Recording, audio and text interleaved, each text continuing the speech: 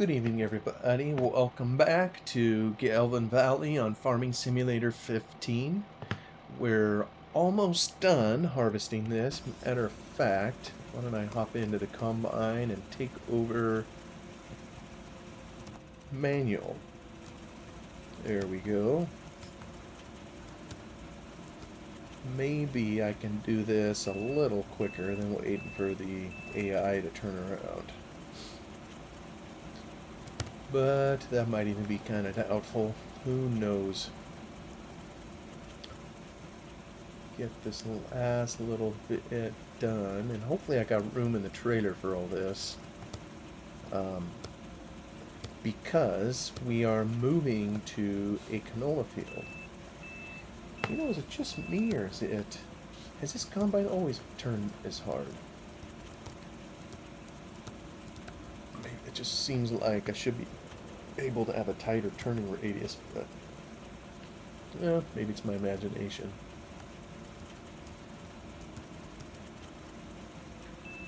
All right.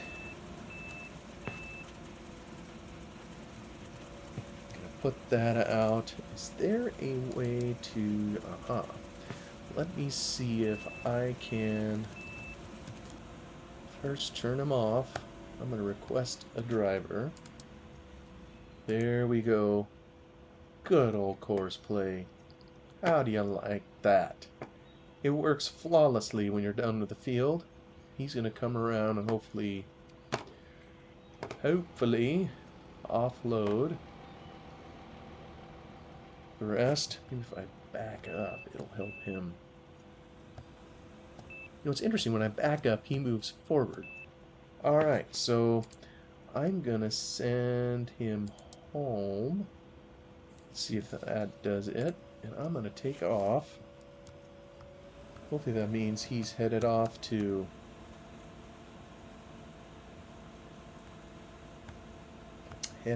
dump it, because I needed to empty the combine because we are headed to canola.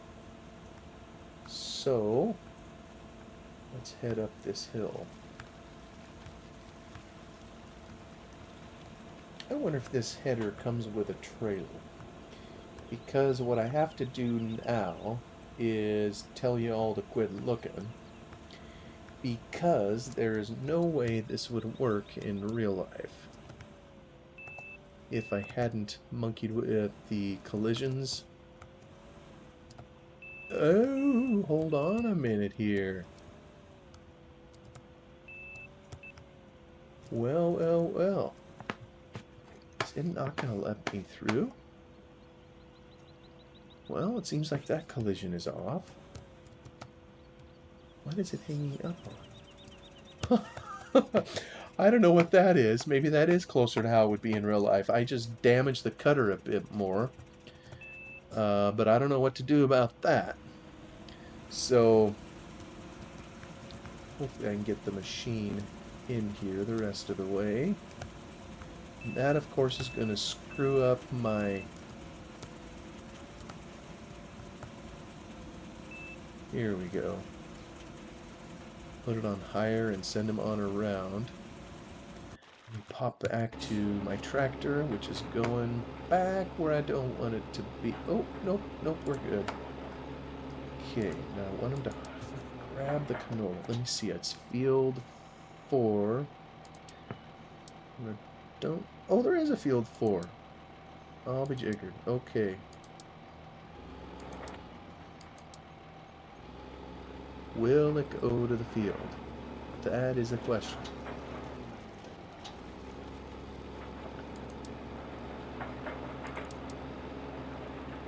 Well, that isn't helpful.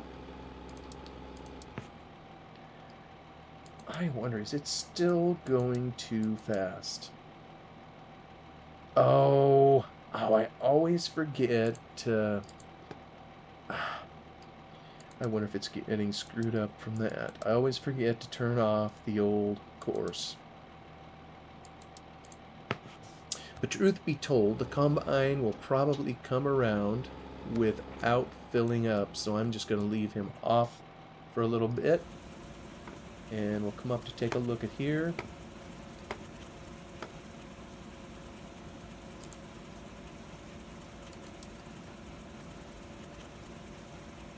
And then I can get a picture of this. Boom. I know I don't have all the HUDs cleared, but that's alright. I just love seeing a hillside combine working on a slope. There's a little nubbin up in the hill. Oh, and kind of like I've mentioned before, it's a mistake that I planted this. I'm really not going to make anything on this. I know there's some UK guys on here, or that maybe will watch this. I don't know how much canola's grown in your area, rape, whatever you call it. Is it considered a moneymaker or not? I'd be just kind of curious to know. It definitely... Here, let me just help the poor guy out. It definitely garners a higher price, and maybe that's what makes it appealing. But I think wheat and barley generally can do circles around it in terms of total profitability, at least in the game here, because it has a straw, and you can do other stuff with it. And like I say, yeah, there was that one episode where I ran the numbers, and, well, frankly, neither wheat nor barley nor canola came out on top. It still was good old silage, even in this map here, with the price severely throttled. Actually, you know what? I need to get him going. Let me see. At some point, he's gonna want to empty. Probably have no business trying... Yeah, we'll see how this works. First thing he's going to do is look for a fence. You just know it, right? Give him a chance. Give him a chance. Well, maybe he'll turn away from it if the combine's on the other side.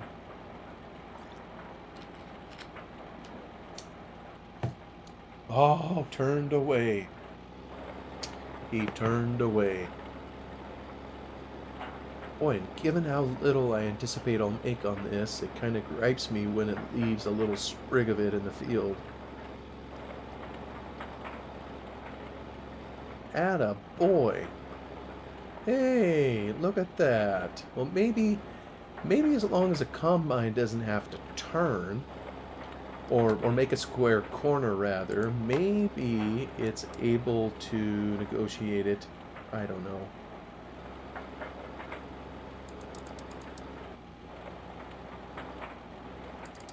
I wonder if I just need to tighten that up. Is that what this will do? Is that finally... Okay, that gets a little bit further over. Now here's, yeah, where we're going to have a trouble.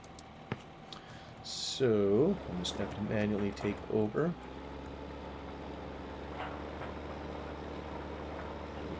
I can turn around. When you're turning around like that on a downhill slope, that is just brutal in a combine, or a self-propelled swather. Now, why did it do that? It takes a little bite, then it backs up. Oh, course play, course play. So much I wish I knew. All right, let's turn off your... There we go. Hopefully he'll behave himself. We're gonna go... Here we go. Go prepare this field for making the straw bales.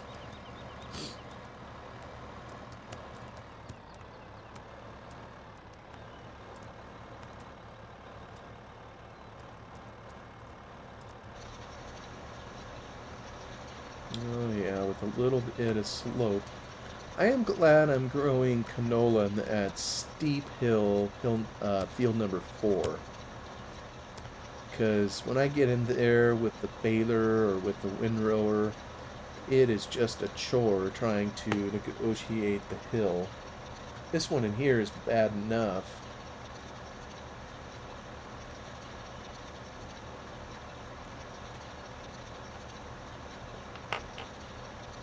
I almost think the first tractor, when you go just with the equipment that the map author gives you to start off with, which is not very much at all, the other tractor, I think this is the one I'm driving now, it's part of the original kit, but the other tractor was another New Holland, and it was just way underpowered. This one's underpowered for these hills too. And it was just laughable. You tried to bail something in there, and I think I even saw videos of the map author himself trying to bail after grain harvest, and he was also having a dickens of a time pulling the baler uphill. And I think the only way I could get it to work was to turn it on and off repeatedly heading up the hill. Has nothing to do with realism or anything. It's just jimmying the game, if you will, to get a little extra movement. But I almost think there were areas where it would literally power out, and that doesn't happen very often with the way they've set up the game. I mean, it's like you'd have to be going on a near vertical slope or something. And if you're pulling a heavy baler with an underpowered tractor on these slopes in here, well, maybe it's similar to vertical. Not quite. But you know what I mean. Maybe I shouldn't be doing a second round and just doing mine back and forth. Is my combine still moving? Appears to be. Yeah, I appreciate that glance information up there. It allows me to work over here while kind of keeping an eye on what's going on over there. Hard to get up the hill.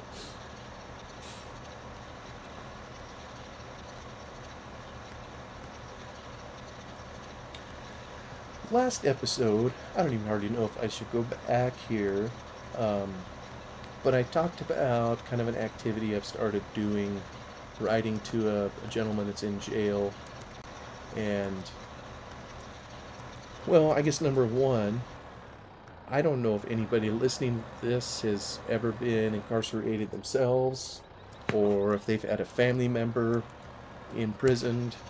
I guess my wife's family had someone who was in prison for a little while, or jail. Not sure exactly what the difference is between a prison and a jail. But it was just for, I say just, for a month period of time. And that's all I'll say about it. Yeah, like I say just. It's probably not pleasant being put in a cage. I don't care where you are. Oh, somebody is flipping.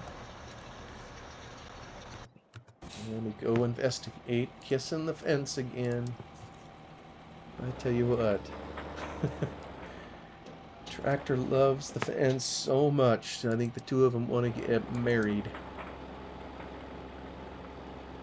Okay, he's trying to... Maybe I'll just attempt it manually.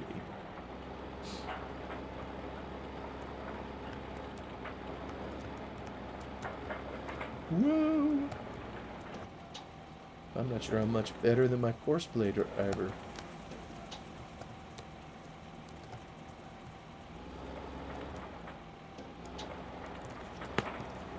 Let's see if I can get you off-road at least.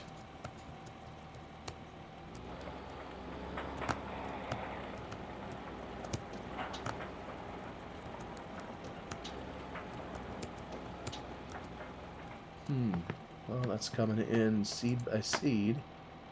So I'm going to take him off assignment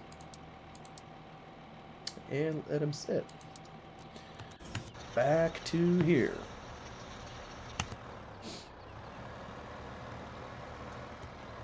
Let's see if I can just do some across ones. Those seem to work out the easiest. Yeah, that's probably about the right angle. Housing the other field, I can probably use that here.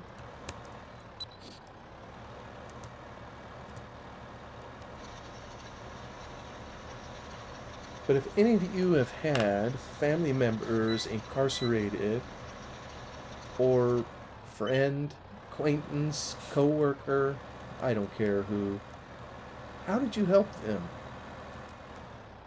Was there, and I mean, maybe it depends on how long they're in there.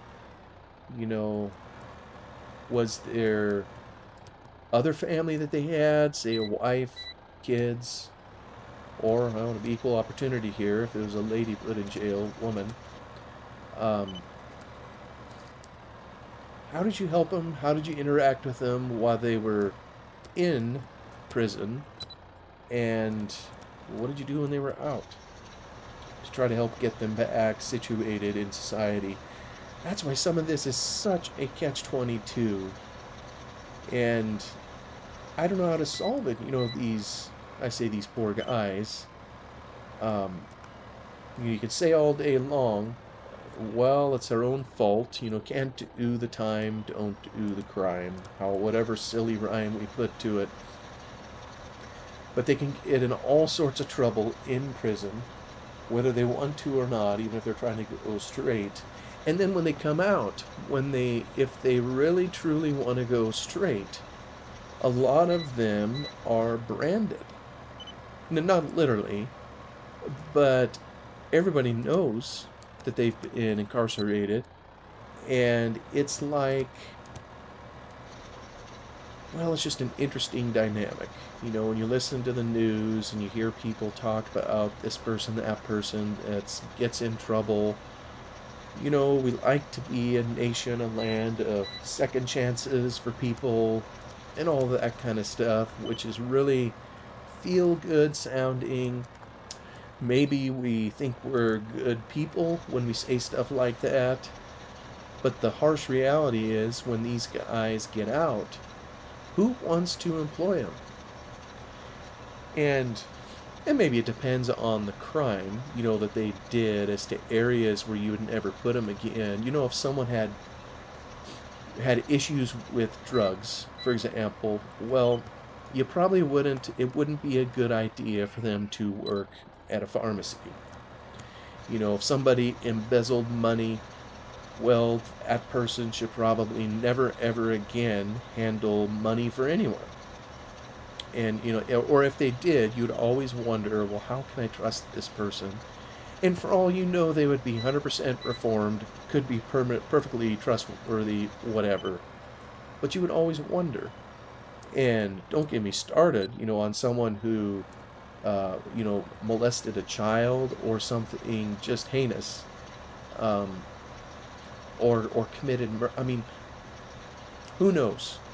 Um, what I'm saying is, it's just when they come out, for everything that society has said about wanting to offer second chances and so forth, that isn't exactly what they see, when they get out. And, I've heard of some unfortunate stories of guys who end up back in prison because they can't handle freedom. If nobody hires you and you want a job but nobody will give you one, well, how can you then support yourself? How can you support your family? How can you even feel good about yourself as a man if you're not able to do these things when every other man out there is able to? And it's like you carry around with you a permanent stigma for what you have done, and there's no redemption, even if you wanted it. Now, I think there is stories here and there of people who find redemption, and those are inspiring stories, but it just seems like they're few and far between. And yeah, I just don't know about it. In the farm sim world, actually, this was farm sim 17 a couple years ago. I spent quite a bit of time playing with a guy.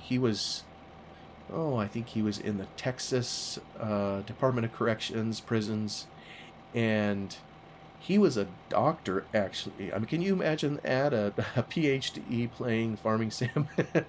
He was a really interesting guy, really nice person, and he worked in the prison system, and he worked with the worst of the worst. We're talking the guys that did the worst crimes you can imagine. These were the people he worked with in the system. And so, as we would play, this was Farm Sim 17, and we had our own server for a while, and so there was a lot of times, we had an opportunity to chat, and we would do it through Discord, I think. And yeah, just kind of like in here, like we've talked about a whole number of things, or I have rather. That's kind of what we would do is we just messed around in the game. And, I asked him once, I think I came at it a number of different angles because I was just curious about it. In all the years he put in the prison system, and I think it was his entire career, so that's all he'd ever done. I said, can you tell me, was there ever a single person that was reformed, repented, turned around, changed their life, became a better person, learned a skill, so forth and so on? And he told me not a single one. And I gotta say, that was really discouraging to hear. And I don't know what the reason for that is. It frustrates me though, because and like I say, I'm not here to say I have the answers of what kinds of people should be in there, how long they should be in there, all of that kind of thing. I'll let other people debate. Um, all I know is you should generally obey the law and not do bad things. But I'll leave it at that. But society spends a lot of money on these places, and and it's funny. Sometimes you'll hear, I think I mentioned this in the last video, guys in there doing their time, quote, paying their debt to society. Well, in my mind, they aren't really paying any debt at all. If anything, they're accumulating a debt because it costs money to warehouse and feed and clothe and do all that. And plus, if it wasn't for that either, or even if you put that aside, how can you undo the actions you've done? And I mean, even normal people, I said normal, we're all normal. People who aren't incarcerated will wrestle with it at sometimes. I don't know if it's a guilty conscience. When you do something and it's maybe out of character or something you regret, and it's like, why did I do that? And sometimes we can do pretty stupid stuff that takes something from somebody that we can never give back or never give them the equivalent of. And if that is what we have sometime, how much more some of these guys, how do you pay the debt if you killed someone's kid? You can't pay that back.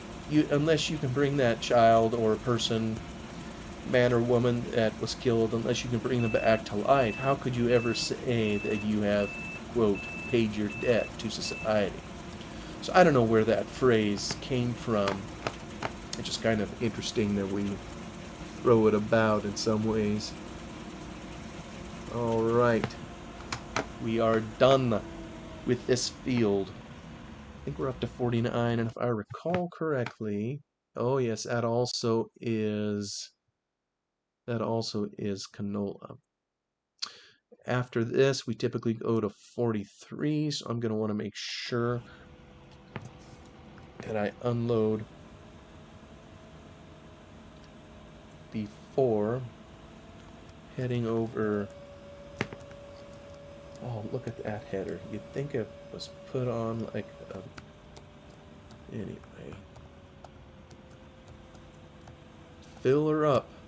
It has this habit, Courseplay does, of when you try to fill it, it all of a sudden just vamooses and run away from you. I don't understand that.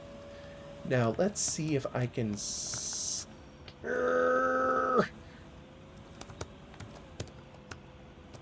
Okay. I don't know why. um, Houston, we got a problem.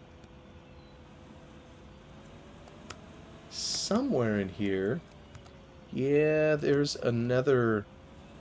I don't know why that is, but alright, let me put him there. I'll try to. Is he full? He is full. Now, I want him to come up to 49, but what I don't know is if 49 has. Hmm.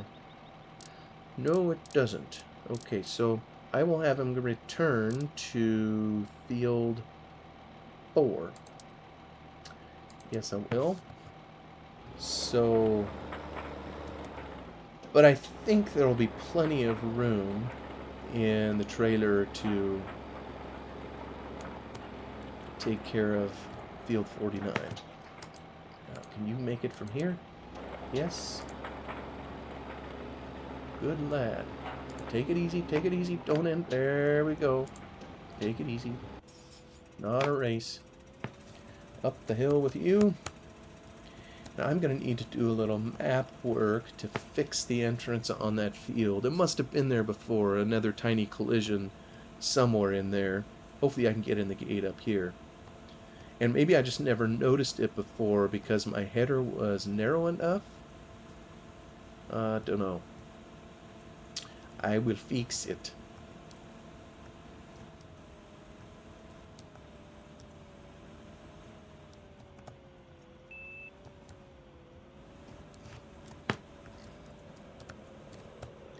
Yeah, this one still works. Here we go. Get him hired and hopefully working.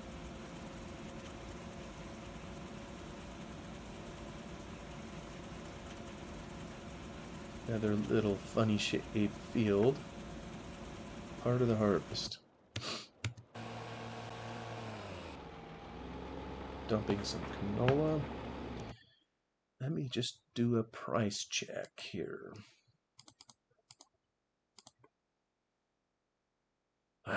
Barley's going down. Wheat is sideways once more. But like I say, hopefully, you know what, I've never noticed this before. And like I've mentioned before, I need to make a mod that tracks all these prices and see if I can figure out how to plot it on the page.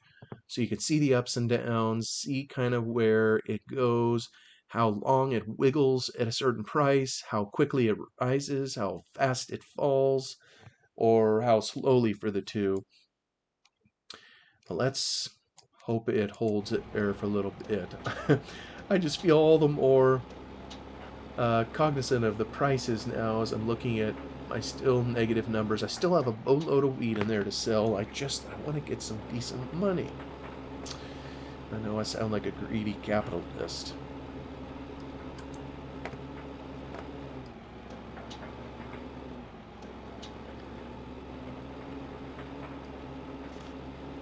Get it back up to the field. Actually, a different field. I'll just head him on up there manually. May as well, since he isn't going to be going to field 4. Oh, I better take that off. And probably this one up here, I'll just manually offload the combine. That's probably the easiest thing to do.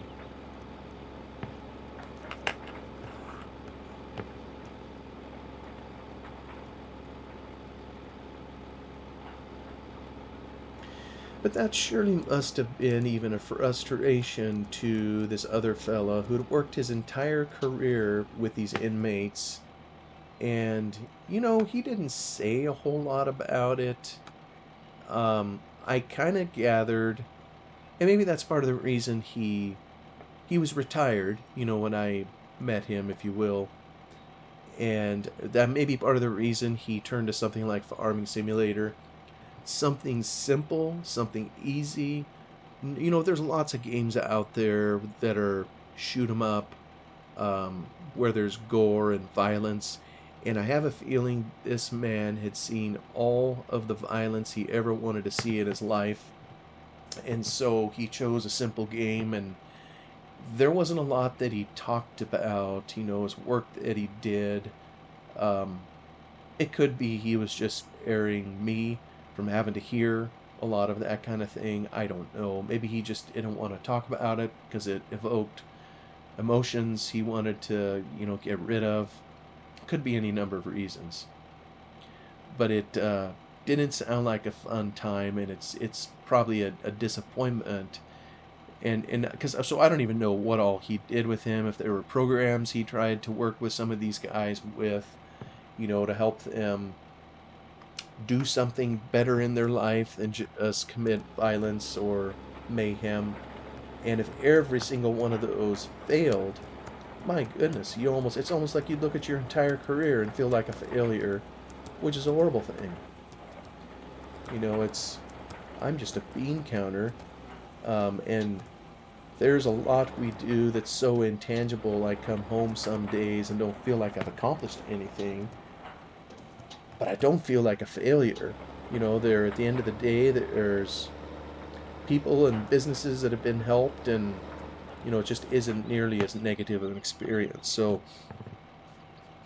but what can you say? The jails are what they are, and as someone with a Christian worldview, that means in my belief, it's based on as much as I can on the Bible, and well, hold on a sec. I see I'm over the 30-minute mark. Maybe I should save this for another episode if you can stand listening to it before I go off on some of that. So, thank you so much for watching a little bit more Gelvin Valley. Sure seems like we're rolling through the harvest, keeping her going here. So, thanks for watching. Have a wonderful day, whatever it holds for you, and I will see you on the next one. Bye-bye for now.